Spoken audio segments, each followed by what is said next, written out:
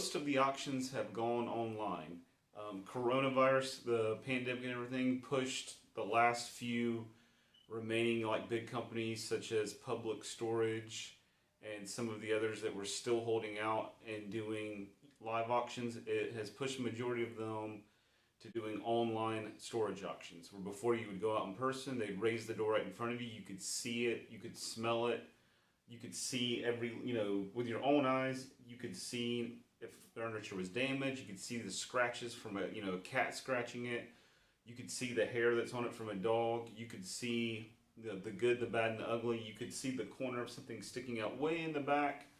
I mean, there's still plenty of stuff you couldn't see, plenty of mystery, but you could see it up close and personal.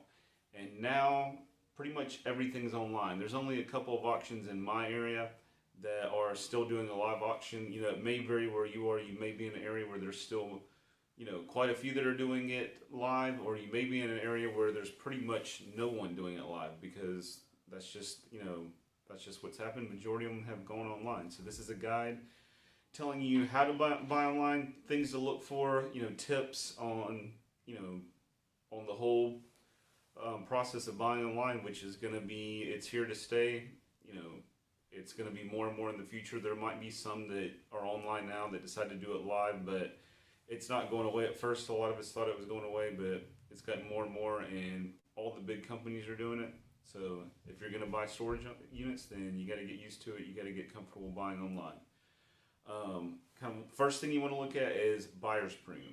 A lot of times when you were buying, live auction, they didn't do a buyer's premium. There were a few out there, but a lot of them there was no buyer's premium. When you're doing it online, pretty much all the sites, they're going to have a buyer's premium. What the buyer's premium is, if you win that unit for $100, if their buyer's premium is 15%, then you're going to pay $115.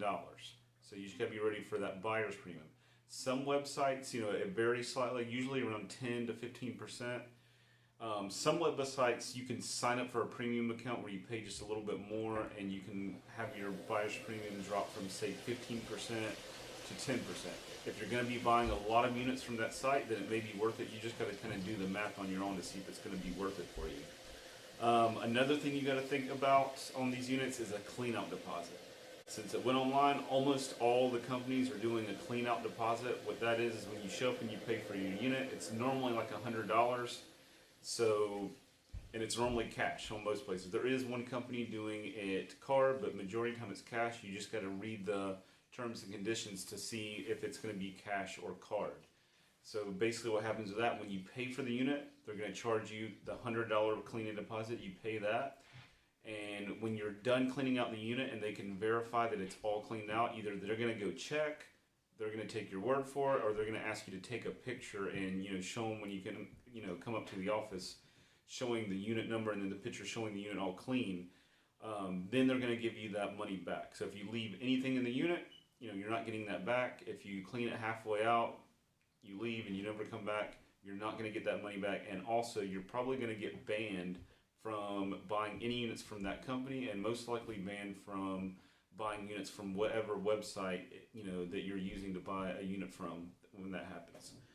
Another thing you want to look out for is some places are only going to take cash, some places are going to take cards, some either or. So you want to look in the terms and conditions when you're bidding and make sure that you know beforehand if you need to get the cash. So if you need to go by the bank or whatever the case is, because if you show up and they're only taking cash and you don't have it, there's some of these places are in weird locations. There might not be a bank, convenient, especially, the bank that you're needing to use, or an ATM that's, that you can use that's going to give out enough cash for you to pay for that unit. And like I said, some places, require you to have a card for the, for like the cleaning deposit. So you just got to make sure you know ahead of time whether you need to have cash, card, and all that kind of thing. But you do, to bid online, you have to have a credit card to use to sign up for the auction websites, though, because they're going to take that buyer's premium. Sometimes they're going to take like a 10% deposit on whatever you win the unit for. They're going to do that with a card. You have to have a card on any of the auction websites to sign up. So if you don't have a debit card or a credit card, you're not going to be able to bid online at all. Next thing is taxes. Okay. Some of the companies charge sales tax, some don't, but all you need to do is take your, if you're in if you're in a state that charges sales tax or an area that charges sales tax, you just need to, normally your state will issue a sales tax exemption form. Here in Georgia, they do that. I don't know the details in every state, so just make sure that you know about taxes beforehand, because that's another thing. You're going to have the price of the unit, you're going to have buyer's premium, you've got sales tax, you've got cleaning deposits. So there's a lot more to worry about normally when you're buying it online than a lot of times live. So a lot of times you got to have quite a bit more money than, if your bid's $500, you're going to need sometimes, you might need another $200 to actually pay for that unit and be able to start cleaning out and have access to it. Another thing you want to do is you want to call before you go. A couple of reasons for this, because if you don't call before you go, on the way there, the tenant might show up and pay for that unit, and by the time you get there, they've already paid for it and cured that delinquency, and then they will not let you, the unit's not yours anymore. So, especially if you're driving a long ways, you've just wasted your time and energy. Also, what's going to happen a lot of times is, sometimes places will have weird hours. Say you win the unit at 2 o'clock in the afternoon, and on Wednesday of that weekend, it's a Wednesday, this office closes at 2 o'clock. So even though their normal hours are always till 5 or 6, and then you won't be able to get in. Or they have a meeting that day. I've shown up before, and there's signs on the door saying, at a district meeting, we'll be back tomorrow. So you just want to call before you come, because there's a lot of different stuff you can run into and reasons why that they won't let you pay for the unit and access the unit that day. So, you don't want to waste that time and energy and, gas. And sometimes, you may be bidding on units that are quite far away. I mean, I've bid on units that are a couple hours away before, so you want to make sure they're going to be there and the unit is still available before you do that. Let's see, we've got call before you go.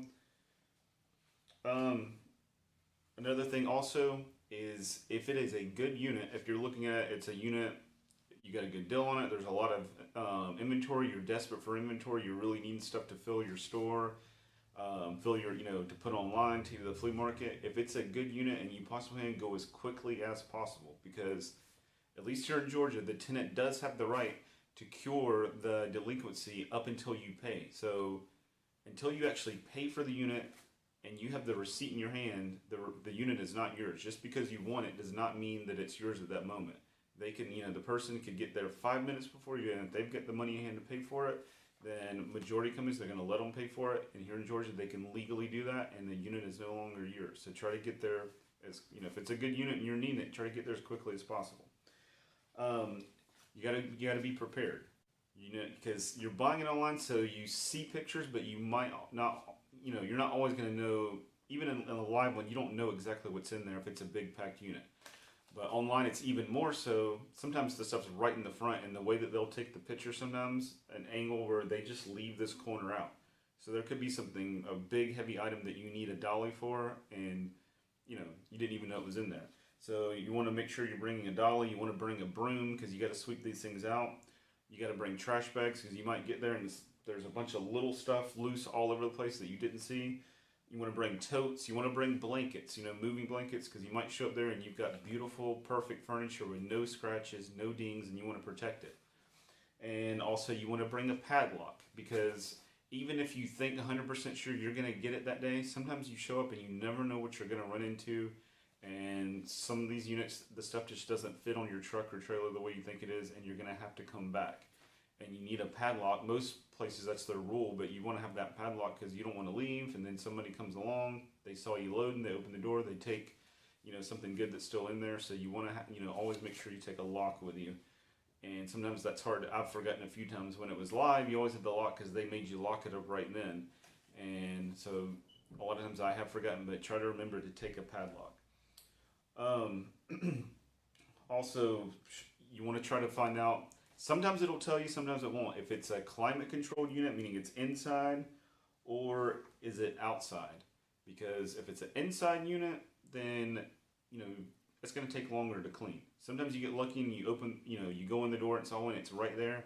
Sometimes though, because you aren't there to see where it is, it's going to be 100 yards down the hallway, and that's going to 100 yards back and forth, up and down an elevator. So instead of this unit taking an hour to clean, it may take 3 or 4 hours to clean, just depending on the situation. So if it's inside, you want to be a little more wary if you don't have a lot of time. If it's a lot of, if it's a big unit full of a lot of stuff, then it's going to take you a lot more time. So you might want, need to know that ahead of time.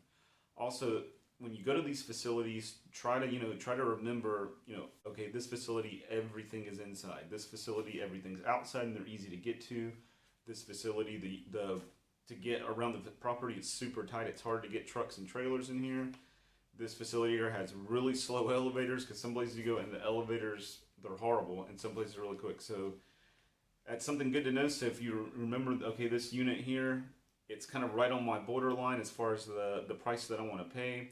And it's at this facility that everything is hard to get to. It takes forever to get out. So time is money. So you might, cut off your bidding a little bit sooner at this facility because, it's gonna be a pain to get it out of there. So, I'm not gonna bid, top of the line, top dollar on this unit because it's going to take me more time, more energy, more labor to get it out of this facility right here.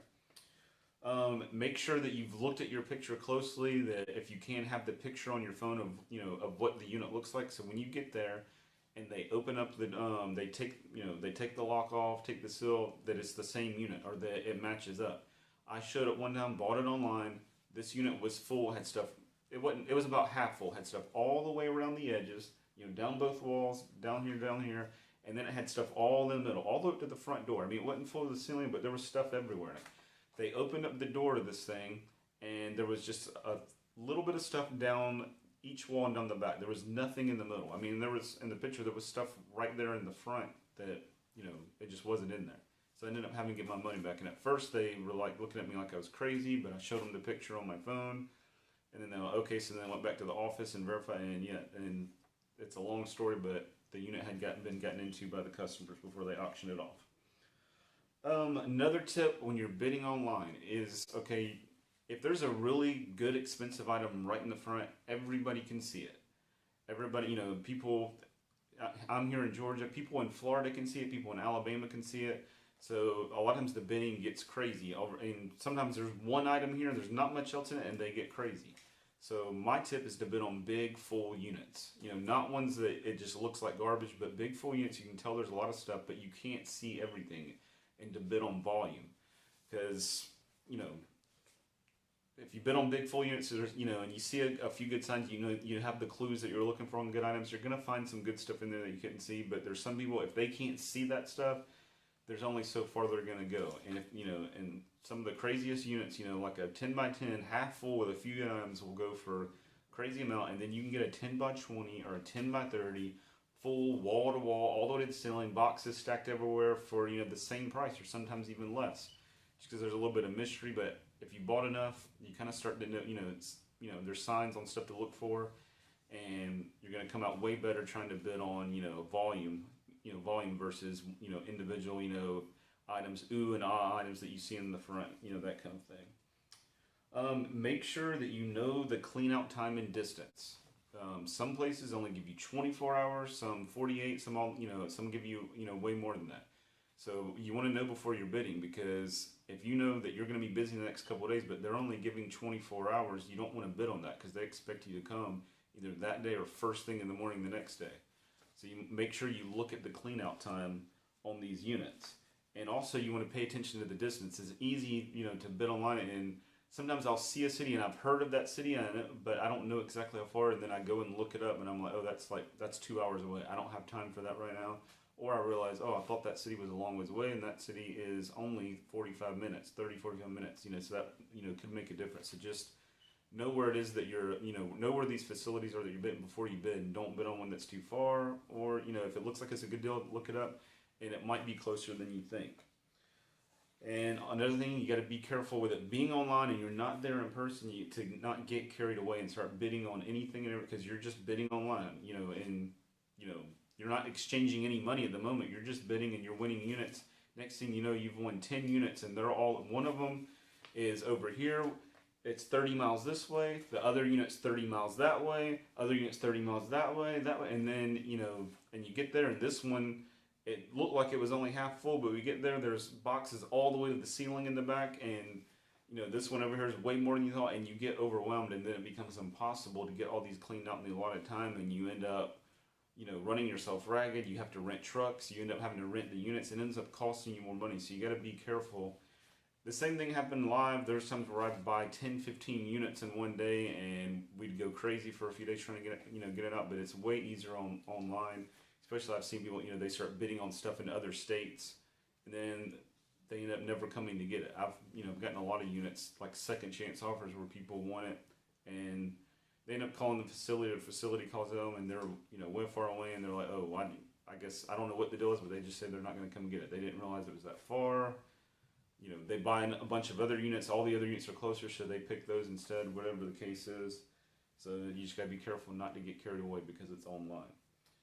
And another thing, you want to make sure you know all the websites to look for the auction. You can just Google it. It's pretty easy. There's like 3 main big sites that the majority of the auctions are on, and there's a couple other small ones. There may be some that are in other parts of the country that I don't even see here that are more local, that only have auctions in that region or state. I'm not sure, but just Google, try your best to look up. If you see a facility, you drive by this facility and you never see it have an auction, you can always stop in there and ask, are you doing a live auction? So, or if it's online, and if it's online, they can tell you where to find it, what website they're posting it on. But just make sure if you're only looking at one website, there's several websites out there, and one week this website's, the prices seem really high, and one week it seems like everybody's concentrating over here, or vice versa. So it's good to make sure you have all the sites that you're checking on to make sure that you're finding inventory, because there's sometimes where there's like nothing on here. The next auction ends a week from now over here on this site, and then you go to, so it's like, well, I need stuff now, I need stuff this week.